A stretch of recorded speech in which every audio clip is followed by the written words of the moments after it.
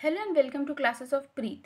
Today we are going to study economics, chapter 6, forms of market structure, basic concepts. So let's start. Concept of market. A market means a system or a setup in which the buyers and sellers of a commodity are able to communicate with each other and strike a deal about the price and the quantity to be bought and sold. So there are two distinguishing features of a market. First is the market need not be a particular place. And the second is the essential feature of a market is that the buyers and the sellers would be able to strike a deal about the price and the quantity to be brought and sold. So now, nature and structure of markets. Market structure refers to the types of markets in which the producer or firms operate. It indicates how the market is organized. Various types of markets can be broadly classified on the basis of competitiveness of the market structure. The competitiveness of the market structure refers to the extent to which individual firms have the power to influence the market price of the commodity. So lesser the power that an individual firm has in influencing the price of the commodity, the more competitive is the market structure. On the extreme forms of market structure is perfect competition, where a firm has absolutely no power to influence the price of the commodity. In such a market, there are so many firms of producers that none of them has any control on the price. Each one of them is a price taker. For example, no single farmer is able to influence the price of the wheat or the vegetable he produces. The other extreme form of market structure is monopoly, where there is only one producer of a good. A monopolist enjoys considerable power to influence the price of a commodity.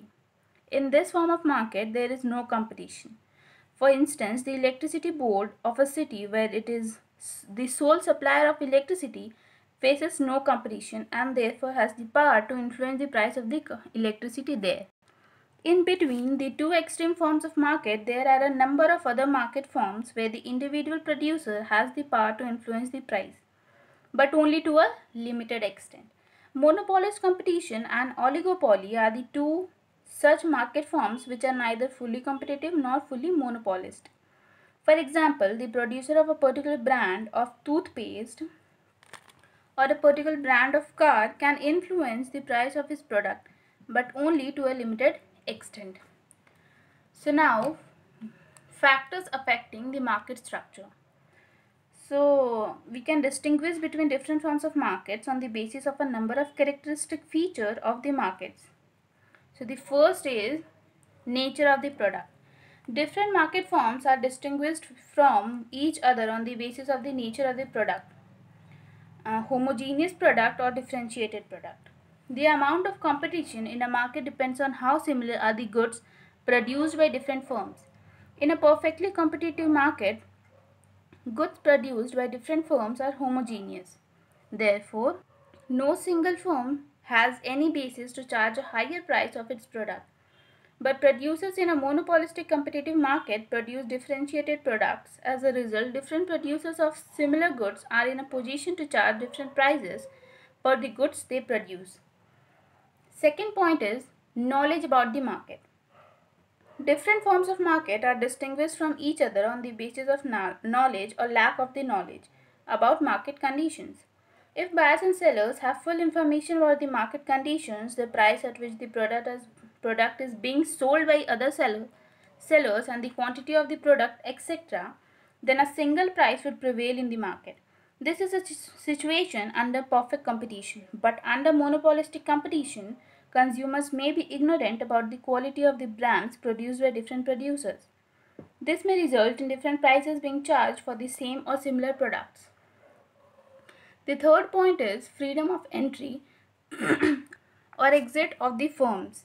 Different forms of markets are differentiated from each other on the basis of the nature of entry of firms into the industry.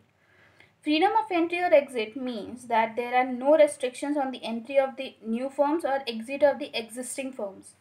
Freedom of entry ensures that producers end up earning normal profits. If the existing producers of a commodity are earning abnormal profits, new firms would enter into the industry.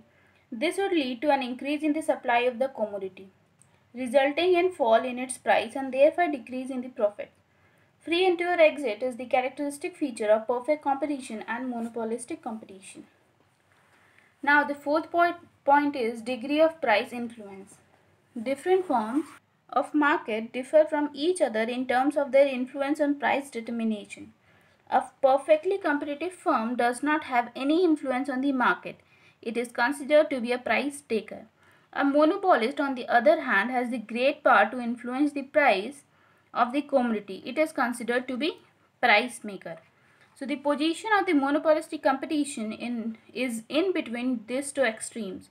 A firm under monopolistic competition has some power to influence the price of the product, but it has to take into consideration the pricing policy of the rival firms while deciding its pricing policy.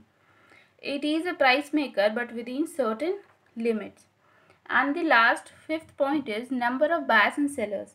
The power of the seller to influence the market depends upon its share in the total supply. The smaller the number of sellers, the larger would be the power of a firm to influence the price because it produces a large proportion of the total supply.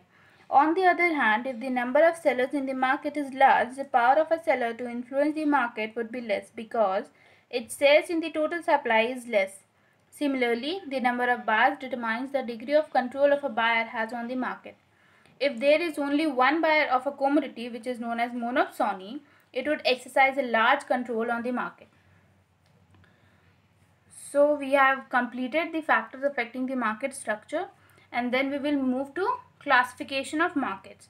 So the market is classified into four groups. First is perfectly competitive market, second is monopoly market, third is monopolistically competitive market, and the fourth one is monopsony market.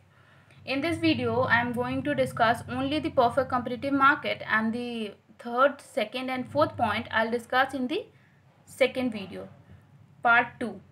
So let's start. Perfectly competitive market.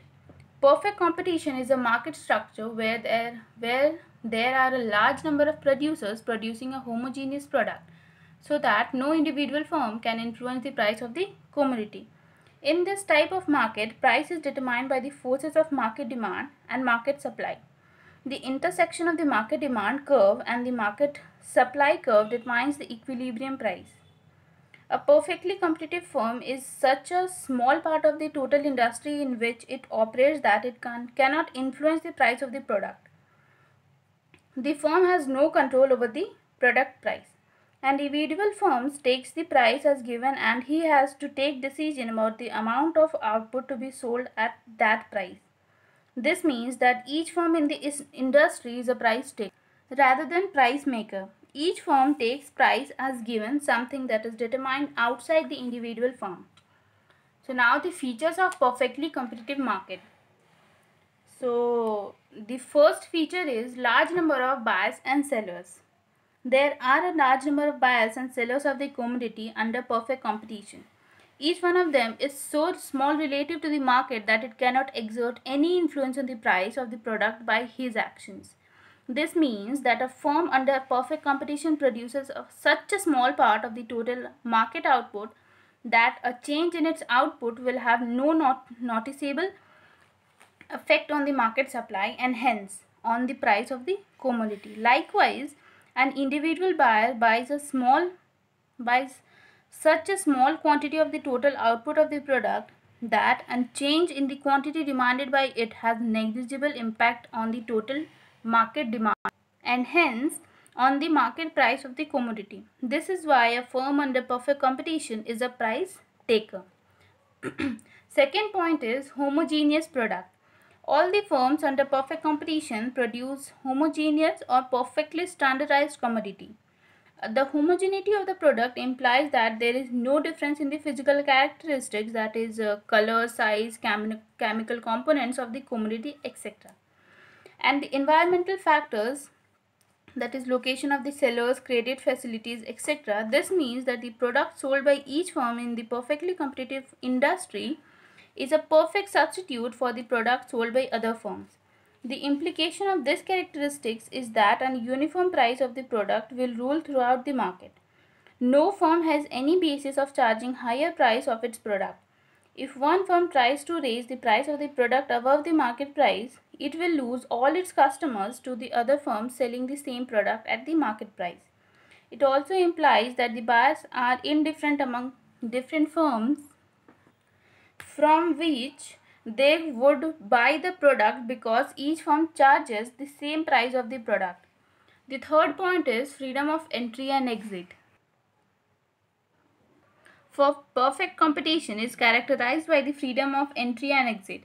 This means that new firms can enter the industry and the existing firms are free to leave the industry if they so desire. There are no legal or man-made restrictions on the entry or exit of the firms from the industry. The condition of free entry and exit ensures that all the firms under perfect competition end up earning only normal profits in the long run.